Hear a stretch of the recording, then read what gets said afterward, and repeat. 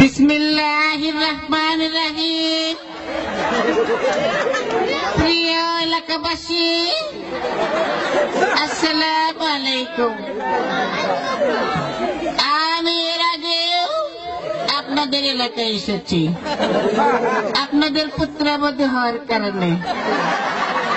ইনশাআল্লাহ আমি আবার আসবো, বারে বারে আসবো, আপনাদের দুঃখ দুর্দশা শুনবো। আপনারা জানেন জিয়া রহমান এই বগুড়ায় জন্মগ্রহণ করেছে। আমি বলতে চাই যে বগুড়ায় জিয়া রহমান জন্ম নিয়েছে, সেই বগুড়ায় আওয়ামী লীগের জায়গা হবে না, হবে না, হবে না। ইনশাআল্লাহ আন্দোলন করে এই আওয়ামী লীগকে বাংলাদেশ থেকে বের করে দেওয়া হবে। আপনারা সবাই আমার স্বামী শহীদ প্রেসিডেন্ট জিয়াউর রহমানকে চিনেন।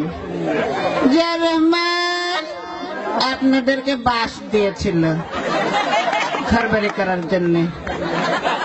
ইনশাআল্লাহ বিএনপি সরকার ক্ষমতায় গেলে একটি নয়, দুটি নয়, তিনটি করে বাস দেওয়া হবে ইনশাআল্লাহ।